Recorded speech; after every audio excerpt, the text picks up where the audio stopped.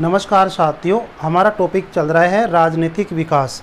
राजनीतिक विकास और राजनीतिक संस्कृति ये जुड़ा हुआ टॉपिक है और ये first grade exam political science विषय के विद्यार्थियों के लिए उपयोगी है। इसके अलावा नेट है, आपका कॉलेज व्याख्याता बनने के लिए भी राजनीतिक विज्ञान के विषय के विद्यार्थियों के लिए बहुत ही उपयोगी है। हंटिंगटन ने कौन सी अवधारणा दी थी? तो इसकी अवधारणा है कि राजनीतिक पतन की अवधारणा, राजनीति का ह्रास। पहले तो इसने क्या बोला कि राजनीति का विकास कैसे होता है, राजनीति का विकास होने के बाद में उसमें क्या होता है कि राजनीतिक पतन होने लग जाता है। तो राजनीतिक पतन की अवधारणा, प्रश्न आएगा आपके सामने कि राजनीतिक पतन की अवधारणा किस विद्वान ने दी? तो हंटिंगटन याद रखना। तो अब यह पतन क्यों होता है, तो उसके लिए क्या कहता है वो देखिए। तो इसने एक बुक लिखी थी, political development and political decay. Political development and political decay एक बुक है, इसको निबंध के नाम से भी जानते हैं। ये निबंध ही था लेकिन इसको एक पुस्तक मानते हैं अपन। इस बुक के अंदर उसने कहा कि राजनीतिक विकास के स्थान पर उसने राजनीतिक पतन की अवधारणा भी दी थी। अब वो पतन कैसे होता है? तो किसी देश के अंदर ये कोई देश है, जैसे अपना इंडिया है, ये इंडिया है अपना, ये भारत है, ठीक है। इस भारत के अंदर क्या बताया कि राजनीतिक विकास के स्तर बताए उसने। भैया भारत के संदर्भ में मैं समझा रहा हूँ, भारत के संदर्भ में नहीं कहा था ये, ठीक है, एक समझा रहा हूँ मैं। तो उसने कहा कि राजनीतिक विकास के 3 स्तर होते हैं। यदि इन 3 स्तरों से विकास होता रहता है तो हम ये समझेंगे कि वहाँ की राजनीतिक प्रणाली के अंदर, वहाँ की राजनीतिक संस्कृति के अंदर क्या हो रहा है, विकास हो रहा है। लेकिन यदि ये तीनों में कहीं ना कहीं गड़बड़ हो जाता है, ऊपर नीचे हो जाती है, तो क्या हो जाता है, राजनीतिक पतन होने लग जाता है। ऐसी बात हंटिंगटन ने की थी। अब उसने पहली स्तर क्या बताया, पहली अवस्था के बारे में क्या बताया कि एक देश की राजनीतिक जो व्यवस्था है वो किस स्तर से गुजरती है। पहला है कि सत्ता का बुद्धि संगतता का स्तर, जिसमें अनेक स्थानीय सत्ताओं के स्थान पर, सत्ता यानी पावर, सत्ताओं के स्थान पर एक केंद्रीय सत्ता का निर्माण होता है। अनेक स्थानीय सत्ता यानी कि अनेक राजनीतिक पार्टियां होती है, वो सभी एक सत्ता चाहती है, यानी कि केंद्रीय सत्ता में परिवर्तन होना चाहती है। आपको पता है कि विभिन्न प्रकार की राजनीतिक दल जब जीत कर जाते हैं केंद्र सरकार के अंदर, तो केंद्र सरकार का सपोर्ट करती है, उनमें मिल जाती है और सरकार का गठन करती है। और ये देखो यहाँ पर सत्ता का बुद्धि संगतता का स्तर, यानी कि अब हम सब चुनाव जीतकर आ गए हैं, अब सरकार को हमें कैसे चलाना होगा। कभी कभी कांग्रेस को कम सीटें मिल जाती है, ठीक है। 272 का जादुई आंकड़ा होता है हमारे देश के अंदर, हर देश के अंदर ऐसे ही जादुई आंकड़ा होता है उनकी संसदीय प्रणाली के अंदर। तो 272 को प्राप्त करने के लिए पूरी सीट नहीं मिलती है किसी भी पार्टी को, तो वो क्या करते हैं, पार्टियों को अपनी ओर मिलाने की कोशिश करते हैं। तो 272 का जादुई आंकड़ा प्राप्त होना चाहता है, तो ये कह रहे हैं कि सत्ता का बुद्धि संगतता का स्तर, ठीक है।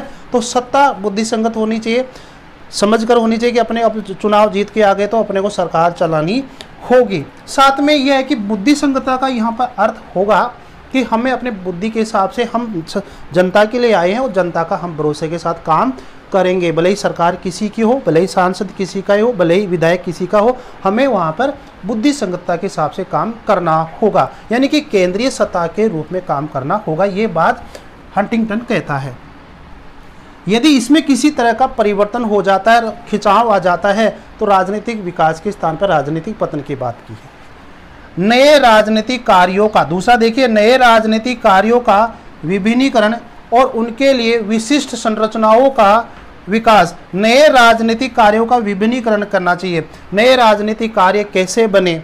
लोग नई राजनीतिक पार्टियां बना लेते हैं, ठीक है, नए नए काम कर लेते हैं, और उनके लिए विशिष्ट संरचना, यानी वो अब कैसे काम करेगी, कैसे, वही केंद्रीय भावना से, बुद्धि संगतता के रूप से कैसे काम करेगी। भले ही आप नई नई पार्टी बनाओ, भले ही आप विभिन्न प्रकार अलग अलग राजनीति से संबंध है, नए नए राजनीतिक कार्यों का विभिन्नीकरण है पूरे समाज के अंदर, पूरे लोकतंत्र के अंदर, पूरे देश के अंदर, उनके लिए विशिष्ट संरचनाएं, अलग अलग संरचनाएं हो, लेकिन हम एकता अखंडता के साथ काम करेंगे। किसके साथ करेंगे?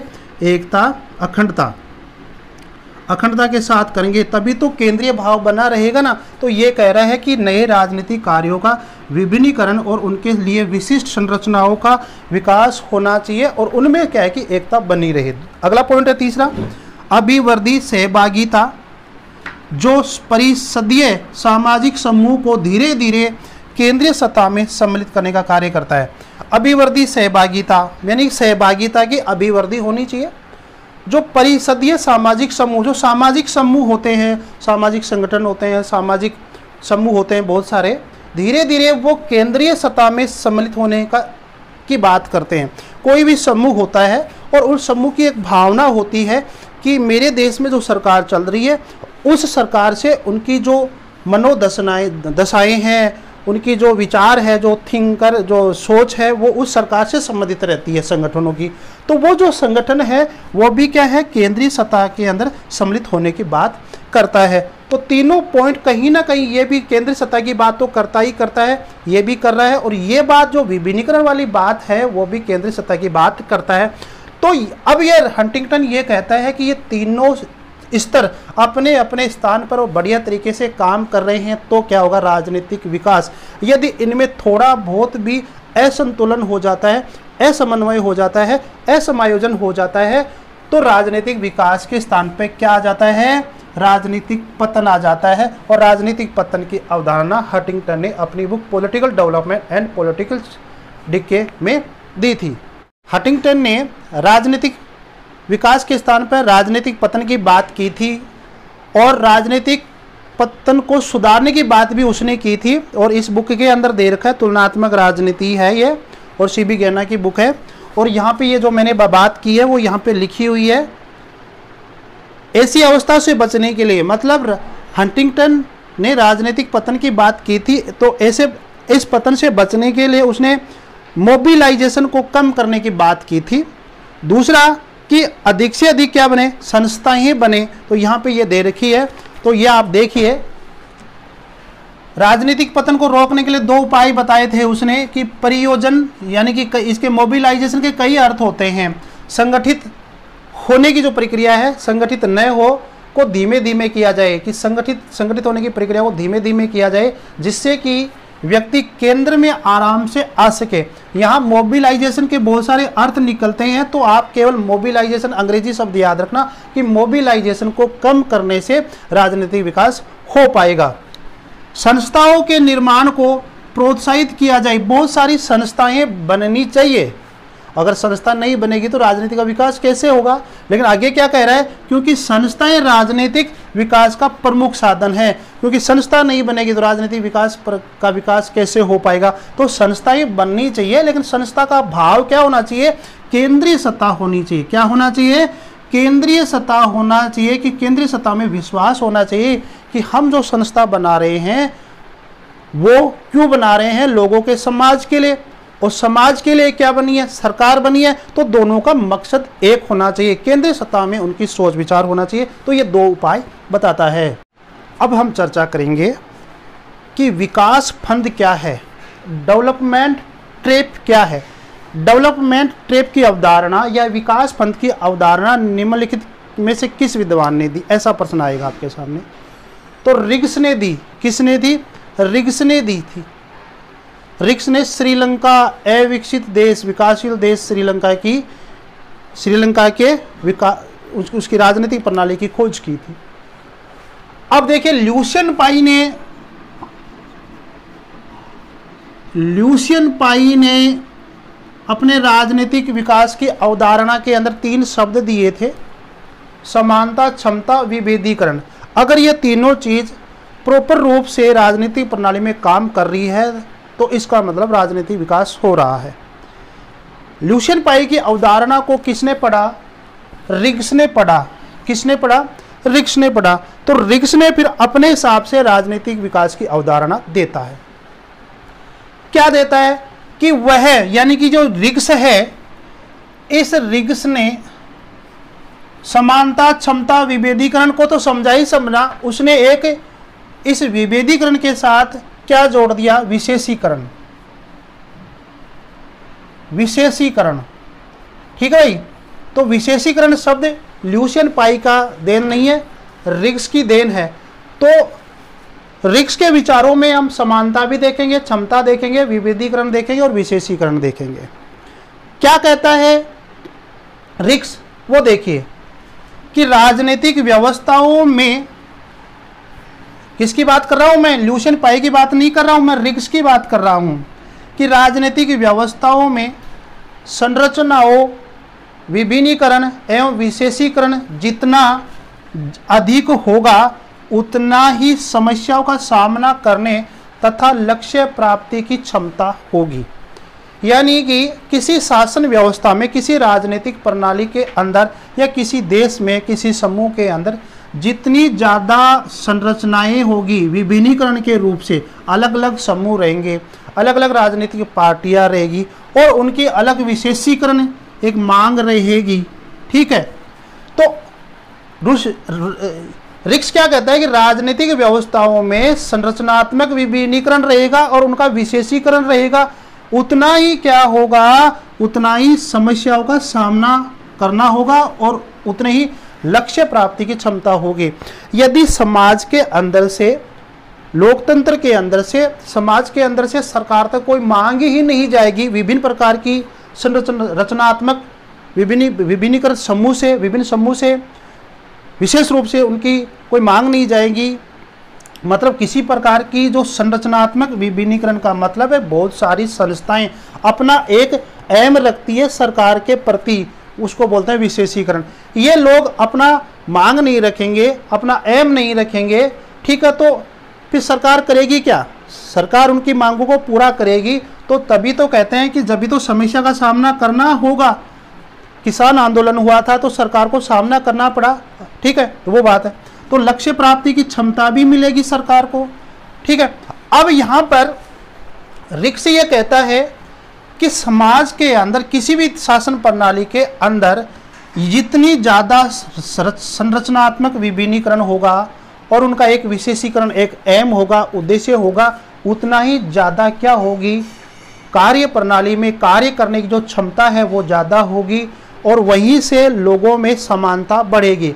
मतलब ये ज़्यादा होगी, संरचनात्मक विभिन्नीकरण, विशेषीकरण जितना ज़्यादा होगा उतना ही किसी देश की शासन प्रणाली के अंदर क्षमता व समानता में क्या बना रहेगा, संतुलन बना रहेगा। ये बात कौन कहना चाहता है, रिक्स कह रहा है। तो रिक्स का मतलब ये है कि समाज के अंदर, पूरे शासन के अंदर, जैसे कि अपना ये पूरा भारत है, तो इस पूरे भारत के अंदर क्या होना चाहिए,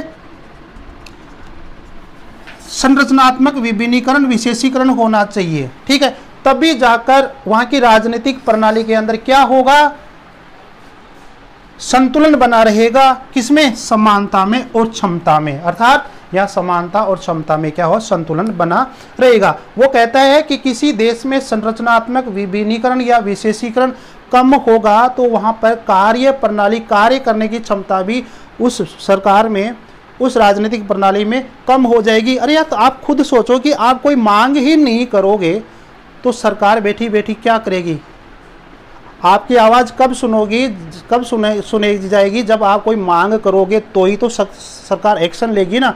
तो वही बात है। तो जितनी ज़्यादा संरचनात्मक विभिन्नीकरण, विशेषीकरण होगा उतना ही ज़्यादा समानता और क्षमता में क्या होगा, संतुलन बना रहेगा और सरकार की पावर, कार्य करने की क्षमता भी ज़्यादा हो जाएगी और इनमें संतुलन बना रहेगा। यदि ये कम हो जाएगी तो ये भी क्या हो जाएगी, समानता और क्षमता में क्या हो जाएगी, कमी हो जाएगी। अब यह प्रश्न एक बार, कई बार विकास फंड की अवधारणा किसने दी थी, रिक्स ने दी थी, यह प्रश्न भी कई बार आ चुका है। यहाँ से भी प्रश्न एक दूसरी बात और बोलता है वो अपने राजनीतिक विचारों के अंदर कि सरकार के अंदर वामपंथी और दक्षिणपंथी ये शक्तियां तो होनी चाहिए, ये राजनीतिक पार्टियां होनी चाहिए, है ना। तो वामपंथी और दक्षिणपंथी ये लोग होना चाहिए, क्योंकि ये लोग क्या करते हैं, रिक्स क्या करते हैं कि ये राजनीतिक प्रणाली के अंदर, वहाँ की संसदीय व्यवस्था के अंदर, लोकसभा के अंदर, वहाँ क्या करते हैं कि वामपंथी क्या करते हैं, समानता पर बल देंगे और दक्षिणपंथी क्या करते हैं, क्षमता पे बल देंगे। तो इस तरह से दोनों आपस में बल देंगे। एक वामपंथी समानता पे बल दे रहा है, दक्षिणपंथी क्षमता पे बल देगा। तो इससे भी क्या होगा कि हमारी राजनीतिक व्यवस्था के अंदर क्षमता और समानता क्या है, संतुलन में रहेगी। तो ये देखो अब आपके सामने कॉन्सेप्ट सामने आया है कि वामपंथी और दक्षिणपंथी की अवधारणा किस विचारक ने दी थी, रिक्स ने दी थी। विकास पंथ की अवधारणा किसने दी थी, रिक्स ने दी थी। रिक्स किससे प्रभावित हुआ था, ल्यूसेन पाई से। ल्यूसेन पाई के किन विचारों से, समानता से, क्षमता से और विभेदीकरण से। तो ये है रिक्स का विकास पंथ का सिद्धांत। अब हम चर्चा करेंगे कि आमंड ने राजनीतिक विकास के कितने स्तर बताए थे और उनको संक्षेप में समझने की कोशिश करेंगे। आमंड ने राजनीतिक विकास के 4 स्तर बताए थे। कौन कौन से बताए थे, राज्य का निर्माण, और एक है राष्ट्र का निर्माण, और एक है सहभागिता का स्तर और वितरण का स्तर। तो राज्य का निर्माण की अवस्था कहिए या स्तर कहिए, एक ही बात है। राष्ट्र का निर्माण की अवस्था कहो या स्तर कहो, एक ही बात है। सहभागिता का स्तर कहिए या अवस्था कहो, वितरण का स्तर कहो चाहे अवस्था कहो, एक ही बात है, स्टेज कहो। राज्य का निर्माण की अवस्था का मतलब आमंड के अकॉर्डिंग क्या है, राज्य का निर्माण का मतलब है कि ये हमारा राज्य है। यहाँ राज्य का मतलब जैसे राजस्थान राज्य, उत्तर प्रदेश राज्य, हरियाणा राज्य, ऐसा नहीं है। राज्य का मतलब एक देश से होता है, कंट्री से होता है। ठीक है, कमेंट बॉक्स में लिखना आप हाँ कि हमारे देश के कौन से संविधान, कौन से आर्टिकल के अंदर राज्य शब्द को परिभाषित किया गया है। राज्य शब्द को 2 बार परिभाषित किया गया है हमारे देश के अंदर, कमेंट बॉक्स में लिखना आप। आगे हम बात करते हैं कि राज्य का निर्माण कैसे हो, उसके लिए लोगों को क्या करना चाहिए कि राज्य का निर्माण हो जाए, कि हमारा देश बना रहे, उसका विभाजन न हो। तो देखो, केंद्रीय सत्ता का निर्माण हमेशा होना चाहिए कि हमारे देश के अंदर एक सरकार होनी चाहिए। केंद्रीय सत्ता का राजनीति में प्रवेश होना चाहिए कि राजनीति, केंद्रीय सत्ता ऐसी राजनीति करे कि हमारा राज्य हमेशा बना रहे, कोई टुकड़ा उसका न हो। विभिन्न समूह का केंद्रीय सत्ता के अधिकार क्षेत्र में एकीकरण है कि एकीकरण हो। विभिन्न प्रकार के समूह बने हुए हैं किसी देश के अंदर, लेकिन उसकी एक ही भावना होनी चाहिए कि हम इस राज्य के क्या है, निवासी है, हम इसको अलग नहीं होने दूंगा। कभी भी अलग होने की, जैसे राजस्थान अलग न हो, हरियाणा अलग न हो, है ना, पंजाब अलग न हो, कभी कभी मांग उठ जाती है, क्षेत्रीयता के आधार पर अलग होने की बात करते हैं, तो वो एक शोभा नहीं देता है। आमंड कह रहा है कि ऐसी व्यवस्था नहीं होनी चाहिए। हमारा विचार क्या होना चाहिए, राज्य के निर्माण में होना चाहिए, तभी तो राजनीतिक विकास होगा, नहीं तो होगा ही नहीं। आगे क्या कहता है कि राष्ट्र का निर्माण की अवस्था। राष्ट्र के निर्माण की अवस्था आपने देखा होगा, बहुत सारे मंत्री लोग होते हैं, तो ये कोई संविधान की शपथ लेता है, कोई संविधान की निष्ठा की शपथ लेता है, कोई लोगों के कल्याण की शपथ लेता है। ठीक है, तो प्रतिबद्धता की शपथ लेते हैं कि राष्ट्र का निर्माण करने की भावना होनी चाहिए उसमें, अर्थात निष्ठाएं और प्रतिबद्धता होनी चाहिए। हाँ, कि यह हमारा देश है, यह हमारा राज्य है, ऐसी हमारी भावना होनी चाहिए अपने देश के प्रति। वो होता है राष्ट्र निर्माण। कभी कभी मंत्रियों के भाषणों के अंदर आपने सुना होगा कि हम राष्ट्र का सशक्त रूप से निर्माण करेंगे, हम राष्ट्र के प्रति निष्ठा और प्रतिबद्ध रहेंगे, ऐसा आपने सुना होगा, तो सुनते ही है। तो वो राष्ट्र के निर्माण की वाली बात आ जाती है, निष्ठाएं और प्रतिबद्धता। राष्ट्र के लिए निवेश, यानी राष्ट्र के लिए हम अपने आप को निवेश कर दे, समर्थन कर दे कि जब ऐसी कोई बात आए तो राष्ट्र के लिए हम क्या हो जाएंगे, समर्पित हो जाए, ऐसी बात। अगला है सहभागिता का स्तर, 3 नंबर का। तो सहभागिता बनी रहे, विभिन्न प्रकार के जो समूह बने रहते हैं, आपस में सहभागिता बनी रहे, सरकार भी बढ़िया तरीके से चले, और यानी कि एक तरह से शासन और एक शासित और शासन दोनों के अंदर संतुलन बना रहे, यही क्या है, सहभागिता है। वितरण का स्तर क्या है कि जैसे कि ये जो सरकार है, जो दिल्ली में बैठी हुई है सरकार, यह क्या है कि संसाधनों